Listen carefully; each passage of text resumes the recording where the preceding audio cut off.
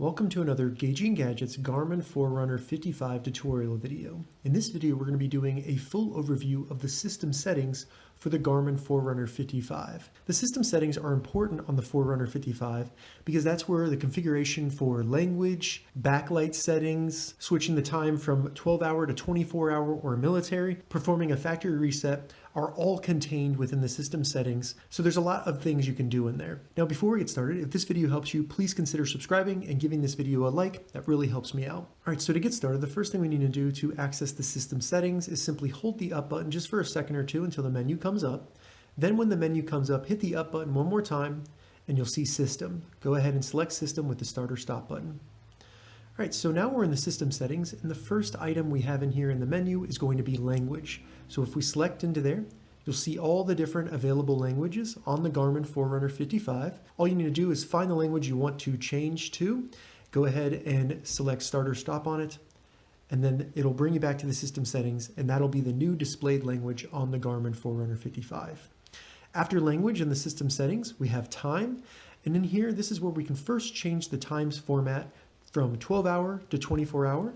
So if you want to go to a more military format on your time, this is how you would do it by just selecting 24-hour. Additionally, in the time settings, we can configure how the time is set for the Forerunner 55. If we go in here, you can go from auto down to manual. And then if we choose manual, when we go back to the time settings here, we'll have a new option called time, where we can go in there and we can set the time manually. I'm just going to change that back to automatic real quick. Under set time, we also have sync with GPS. So if I go in here, it's going to use the GPS to figure out what time zone I'm in and also what time it is. I find this to be very useful if I'm changing time zones a lot and the watch doesn't keep up. It just quickly sets the time for me automatically. So that's it in the time settings. Let's go back. Under time in the system settings, we have backlight, and this is separated into two different categories. So during an activity and not during an activity. And they have these separated because during an activity, you may want to have the backlight off to save battery life, or on, something like that.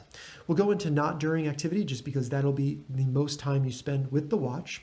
Once in here, we can determine not only the brightness of the backlight, but also what turns on the backlight. So first we have keys, and this is going to be any button on the watch. If those are hit, you can have it so that it turns on the backlight, but you can also, to save a little battery life, have it so that it only turns on the backlight after sunset in your area, which is cool because this changes if you change time zones too. Going back, we can also have alerts, which are notifications or move alerts, things like that turn on the backlight as well. And this has the after sunset feature as well.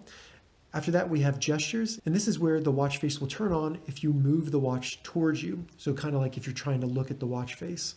So let me turn that on real quick. So I'll turn off the backlight, and when I move it towards me, as you can see, it automatically turns on the backlight for me.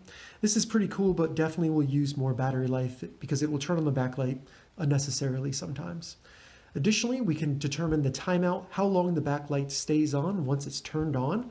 And you can go anywhere from no timeout, which will definitely hurt your battery life, down to 8 seconds, which is probably good enough for most people. Finally, after timeout, we can determine the brightness of the backlight. And right now I have it at 100% just for this video, but I find that about 20% is good enough for daily usage of the watch in bright and dim environments. And that'll give you very good battery life. All right, so those were the backlight settings on the Garmin Forerunner 55. After that, in the system settings, we have sounds, and this is when you can determine if tones will be made from the watch. So key tones, if I turn that on, anytime I hit buttons on the watch, it's going to make a noise. I'll go ahead and turn that off. After that, we have alert tones. So this can be configured to be on, off, or only on during activities.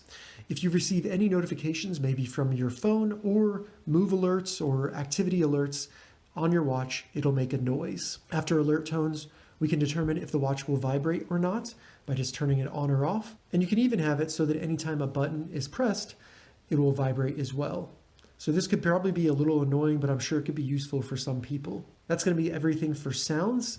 After that, in the system settings, we have Do Not Disturb, and this is where we can manually turn on or off Do Not Disturb. And Do Not Disturb turns off all sounds, all vibrations, and all alerts, so notifications or anything on the watch. Basically, this is turned on if you don't want the watch to interrupt in any way, which is perfect for sleeping or in meetings, things like that. You can also turn on or off Do Not Disturb to automatically turn on during sleep, which you can configure in the Garmin Connect app, or it'll just turn on automatically if it detects that you're sleeping. This is really useful for not having the watch wake you up in the middle of the night because someone texts you. Going back to the system settings, after Do Not Disturb, we have Auto Lock. And this is where it just locks the buttons so that they don't do anything. You can have it do it automatically during an activity. You can have it always be locked or not during activities.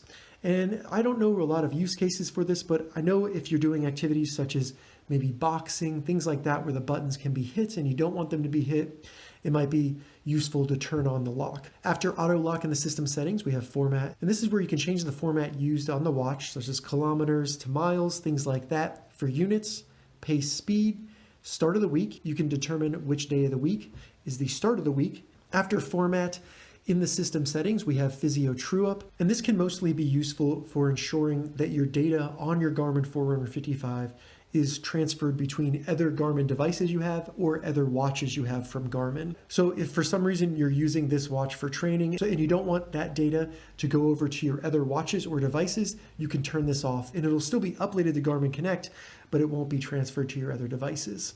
After Physio TrueUp, we have data recording. And in here, we can turn on the frequency of the recording. You can have it be every second or smart. And smart is better for storage space on the watch and also battery life. And after that, we can have it log our HRV, which is really just an overall health statistic. So you can turn that on or off here as well. Next in the system setting, we have USB mode. And this is really what happens when the watch is plugged in to your computer.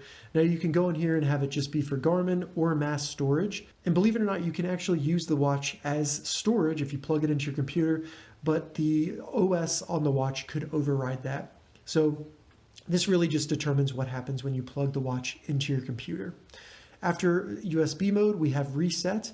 And this is where you can perform not only a factory reset of the watch, you can also reset all the settings back to their default on the Garmin Forerunner 55. Additionally, you can delete all the activities on the watch or reset all the totals, maybe your weekly totals, your monthly runs, things like that. And the last option, delete data and reset settings, is a full factory reset where you have to go through the setup process again and pair it with your phone. Next, in the system settings, we have software update. And this is where you can turn on or off auto updates on the watch. So any firmware updates from Garmin, you can ensure that those are not updated. Maybe if there's a bad update out, you can have it so it won't automatically update to that. After software update in the system settings, we have about, and this is where you can see different information about your watch, the software version, and then there's just other random information in here. And this can be useful if you're going through Garmin support, things like that. All right, so that was a quick overview of the system settings on our Garmin Forerunner 55. If you have any questions about this, leave a comment below. I'll get back to you as soon as I can. If you'd like to see more Garmin Forerunner 55 tips and tutorials, check the links in the description. If this video helped you, give it a thumbs up, and please consider subscribing to my channel, Gauging Gadgets, for more gadget reviews and tech tutorials. Thank you so much for watching.